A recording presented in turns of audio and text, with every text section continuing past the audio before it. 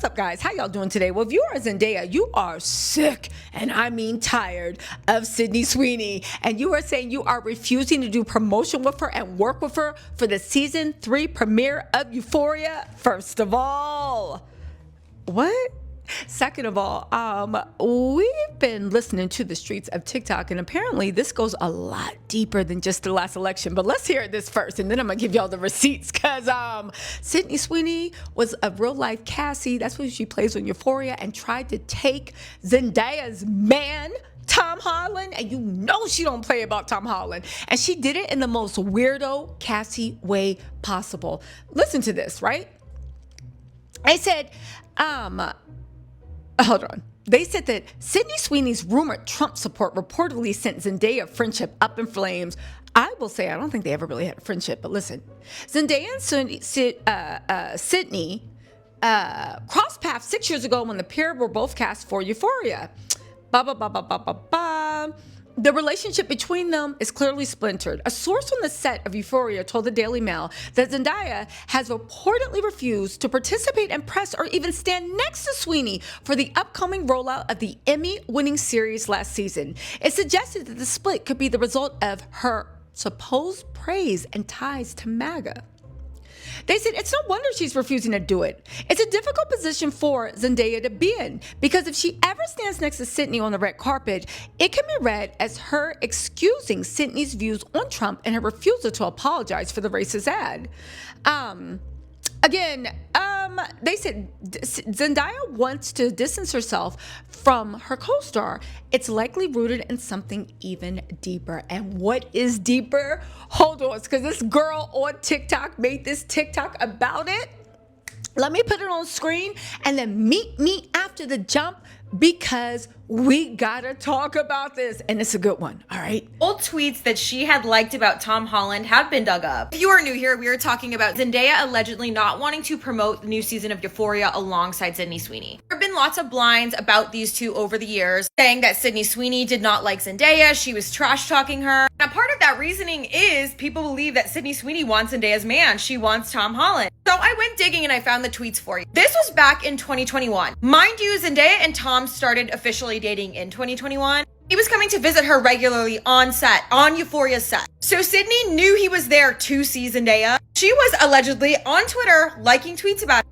And when that's your coworker's man that you know you see him coming to see her every day on set, I think that's a little crazy. Girl is so Cassie coded in real life. She took that role seriously. She wanted to method act Cassie, I guess, and try and steal her coworker's boyfriend. Obviously didn't work, because look at the way that Tom looks at Zendaya. And Zendaya clears Sydney Sweeney every day of the week, but I just think it's funny. I think that it's really, really funny that she did not get the man that she wanted and then went around and trash talked Zendaya behind her back, allegedly. Jealousy is not cute, honey. Unfortunately for Sydney, yeah, girl, that's what I said. Sydney Sweeney literally was trying to steal Zendaya's boyfriend when her and Tom Holland were still on the low. I'm talking about Zendaya and Tom Holland. They were dating secretly, and she was liking sweet tweets about, yeah, that man's so damn fine and this and that. Let me tell you something, right? Let me say something about Sydney Sweeney, okay? One, I do believe this. Zendaya do not play about her man or her husband. And if Sydney Sweeney was bold enough to be liking tweets about Tom Holland and then trash talking Zendaya because she couldn't get close to Tom, I 100% believe that she was doing even more ignorant stuff. Why? Because it looks like she was jealous of Zendaya. Say what you want. Zendaya is gorgeous. Zendaya is talented. Zendaya can dress. Zendaya is not aging like milk. And I think that invoked jealousy in Sydney Sweeney. Hear me out. Sydney Sweeney reminds me of a type of girl that is only considered beautiful because of attributes she has and not the whole package. She has a big rack. She has blonde hair, blue eyes. For people that go gaga over blonde hair and blue-eyed people, no matter what, they can look like Gollum, right? And beauty's in the eye of the beholder. If you think she's beautiful, I don't care. Just hear me out.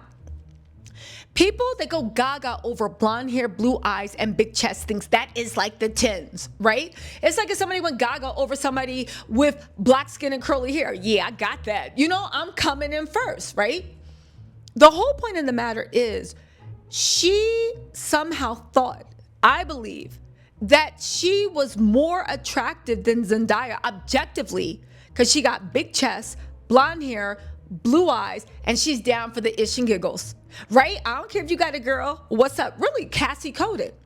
And I think she thought that Tom would not pass up on her with her blonde hair, blue eyes, big tatas, and her willingness to play herself and be a pick-me. And I think she was shocked and angered when Tom was like, I'll pass. I'm good. I don't need this. I think she was shocked and I think she was angered. Because girls like, see, here's the thing.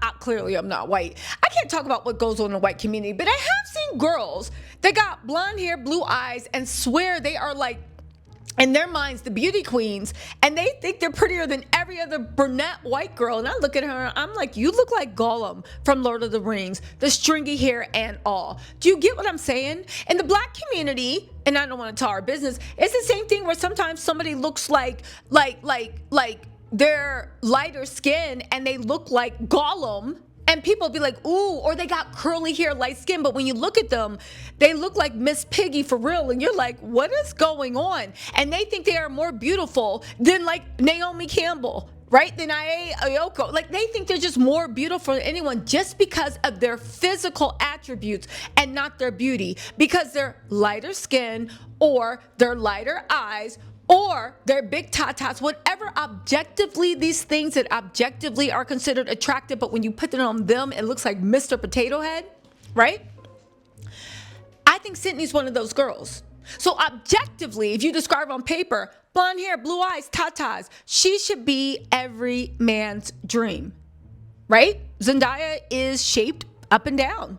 Gorgeous girl, but she's shaped up and down. She don't got any tatas. She don't got blonde hair. She don't got blue eyes. I think Sydney was intimidated and jealous that one, Zendaya was a star.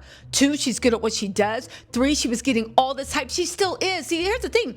Sydney Sweeney ended up turning into a sex symbol, which is odd because it should have been Alexa Demi, but whatever. Maybe she ain't want to play the game that Sydney played. I'm just saying. But my whole point of the matter is, Sydney Sweeney might be this whole American Apparel, this and that. Genes are passed down from parent to parent. But at the end of the day, she's not respected. She is literally auditioning, and I guess she got the lead to be the patriarchy's new plaything. And we saw what happened the way it ended up with Marilyn Monroe. You see what I'm saying? So Sydney Sweeney just thought, I'm the patriarchy's dream. And I think she was really pissed off to find out that she wasn't. And I think that after that, the jealousy came out and she started trash talking and trying to nip at Zendaya's heels because at the end of the day, she's mad that she feels like Zendaya occupies a space that she should have by birth. And Zendaya occupies it by her talent, her beauty, her personality, her generosity, and her man that actually married her. So yeah, it sucks to be Sydney Sweeney right now. Again, that whole genes are passed down. I know you guys saw the interview where they were like, well, you know, it's kind of, you know, a lot of people took that to be eugenics. And do you want to clear this up? Because, you know, people think that's not a good thing. And Sydney Sweeney was so smug and she was like, I know. And when I want to, I'll speak on it. And it was just like, okay, girl, like we heard you loud and clear. So that controversy is going on. She has become the new sex kitten for a generation of incels. And I don't even know a generation, but again, I see now why. They smelled her pick-me energy. And for people being like, oh, people are so jealous of Sydney Sweeney. I feel like this confirms what I always smelled wafting off of her. You are a pick-me. And you are somebody that has the attributes of what a patriarchal society, who's racist, says are the height of beauty. Big tatas, blonde hair, blue eyes, and you're young. But unfortunately, when you take those attributes and put it on her, it's like Mr. Potato Head.